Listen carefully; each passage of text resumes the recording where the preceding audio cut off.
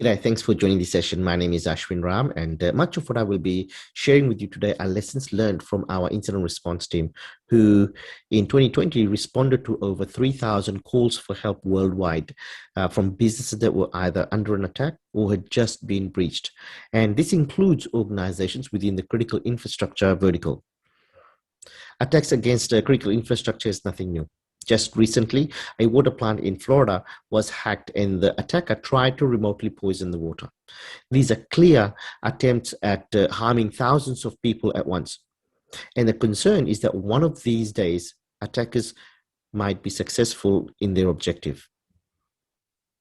I'm not going to cover everything your cybersecurity strategy needs to include, just the bits where we see cyber strategies failing. Many of the organizations our incident response team has helped over the years believed that they had good cyber strategy. Unfortunately, bad things happened when their plan was put to test. Many of them didn't realize that they were actually the low-hanging fruit for the attackers despite having a cyber strategy. So where do you start? You start with the right mindset. You have to focus on prevention.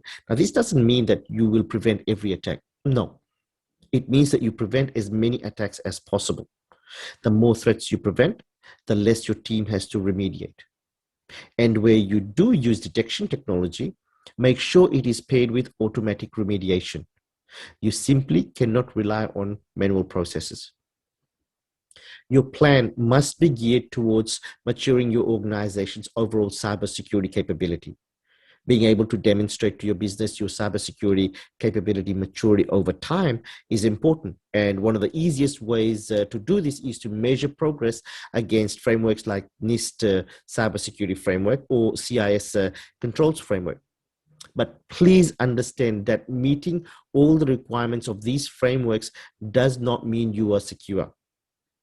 You have to go above and beyond. Frameworks like NIST should be your starting point, not your end goal.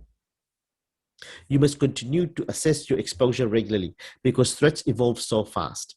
Threat actors are finding new and innovative ways to come after you. So your cybersecurity strategy must be updated regularly to reflect this. One of the first things within your cyber strategy has to be a cyber risk assessment. Work out how exposed you are by doing an attack surface mapping. Assess the risks and come up with a strategy on how you will reduce this risk. You absolutely must outsource this work so that a fresh pair of eyes are looking at your environment. This is the key. Those who design your security can't be the same people who assess its effectiveness. Now, there will always be a trade-off between what the business is willing to spend and the risk they're willing to take on. It's important that you know your organization's risk appetite so that you can prioritize ruthlessly on the threat scenarios that will cause you the most damage, including protection of crown jewels. And that also goes for your SCADA controls. Make sure to regularly test your business continuity plans and your DR plans. This also includes regularly testing your standby systems that are meant to take over when disaster strikes. I can't tell you how many times I've heard during a failover test that systems didn't quite work because the routing wasn't configured properly or that the firewall policy didn't reflect the correct topology. And your ops team end up spending hours under pressure trying to figure out what's going on. In an attempt to be more agile, many organizations rushed their digital transformation to enable remote working and various cloud projects with a just do it mindset. Unfortunately, many of these projects did not go through proper governance and assurance process, resulting in mistakes, misconfigurations, and security oversight. Please ensure projects are assessed through a proper governance and assurance process. From an architecture point, most critical infrastructure organizations have adopted a Purdue model. However, we see the implementation with varying degrees of success. What we are finding is that many organizations are not evaluating the different attack vectors for each of the specific levels and thereby leaving themselves exposed. As an example, just a couple of years ago, security researchers found thousands of human-machine interfaces, HMI systems, belonging to water and energy organizations, hopelessly exposed to the internet, just waiting to be exploited. Another dangerous practice we've found is the process of allowing OT equipment suppliers direct connectivity to OT equipments in level 1 and level 2 for support, monitoring, and maintenance purposes. Needless to say, if your OT equipment supply is compromised, attackers can easily compromise your environment. So please reach out to me and we can help you address security risks at each of the 6 levels you see here. One of the fundamental requirements of being able to withstand a cyber attack is a well-segmented network. This simply means you compartmentalize your environment in a way that if a breach was to occur, you can contain it within a small area. Our concern is that even today, we are finding many OT environments that hasn't been properly segmented. Where we saw many organizations fail was their ability to prevent a threat from moving laterally because the security policies weren't granular enough, or because the threat prevention security controls simply couldn't identify the threats as it moved from one part of the network to another. Our recommendation is to leverage the partnership between OT discovery engines and your security vendors. We've partnered with these discovery engine vendors you can see here on the right of your screen, for example, to enable the automatic creation of security policies. Your security gateways can enforce security based on the security posture of your OT devices. Reach out to me if you want to learn more. Now, you can have the best plan, but if your security tools aren't up to the task, then expect trouble ahead. The key to being able to identify and prevent threats is security effectiveness. Security controls from different vendors don't provide the same level of protection. I recommend you look at independent tests to identify security controls that provide the highest level of protection year after year. This is a very important point because many of the organizations that have been breached all thought that their security controls was up to the task. Please take the time and evaluate your security controls. Make sure you get your incident response plan validated by a third-party incident response team. Practice incident response. Every member of your incident response team must know their roles and responsibility, and this includes all the members of your executive team. Practice your incident response under the new normal conditions now that some of your incident response teams might be working remotely. My incident response team also wanted me to remind you to have hard copies of your incident response playbook. The last thing you want is for your server with your incident response plans to be encrypted in a ransomware attack. By the way, this has happened. Your cyber resilience strategy must also be focused on getting your organization to move off legacy systems. These systems just make it so easy for attackers to exploit bugs, even with the simplest hacking tools. Again, it just comes back to not being the low-hanging fruit. There will be times when you simply can't take systems offline in your production environment to patch vulnerabilities.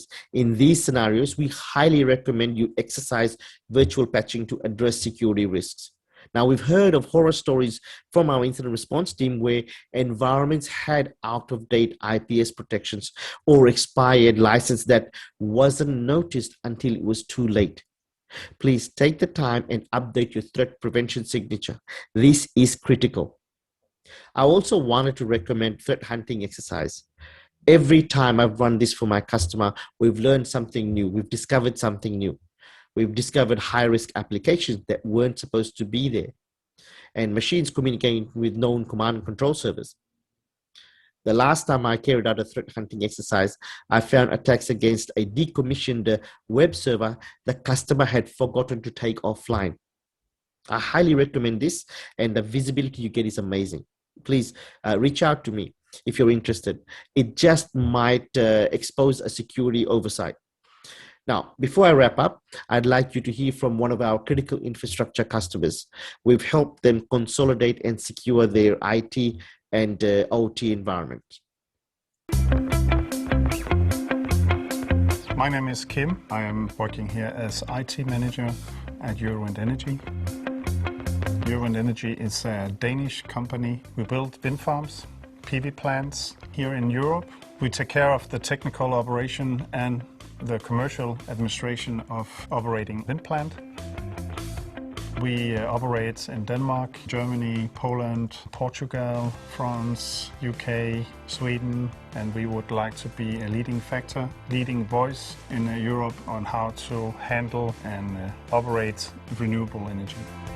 Securing the critical infrastructure is quite important. The possibility of not protecting your assets would be sudden shutdown, as we saw in Ukraine with the black energy, where everything went totally black.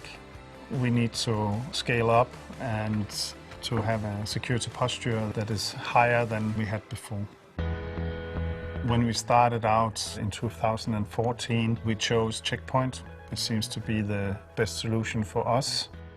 The reason why I chose the Infinity Total Protection model is that it's covered all the threats that is in the market right now. And I don't have to choose different vendors for specific tasks or challenges. Everything is included. The Infinity Total Protection Suite gives me a consolidated view of what's going on in the network. It gives me a threat prevention solution. It's real-time data. We can build our own dashboards. We can build our own reports, views for any purposes in the organization, which is amazing, I would say. I use endpoints, anti-bot, intrusion prevention system. I use CloudGuard SaaS, Sandblast Mobile, and I'm looking forward to take IaaS, infrastructure as a service as well. It really offers me the possibility to protect all assets in the organization.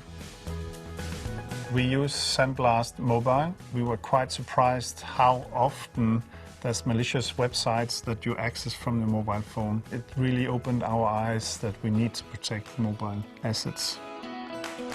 A couple of years ago, we started with Office 365, and it was a natural way for us to use CloudGuard SaaS for protecting our incoming emails. If it finds any vulnerabilities in the incoming emails, it scans it, and with threat extraction, it removes any malicious inside the email and delivers it directly to the user. So I can rest assured that my users are protected.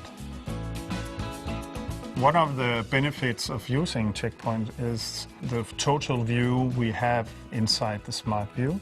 In Smart View, we can track traffic from our branch offices to headquarters. For me, working with Checkpoint is the relation. It gives me assurance that I know that the business is protected.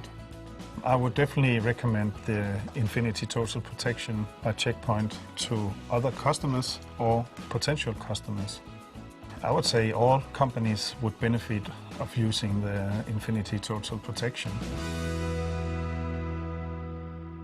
So, to summarize, segmentation is critical. Remember, this is not about having lots of VLANs and subnets and enabling routing between them.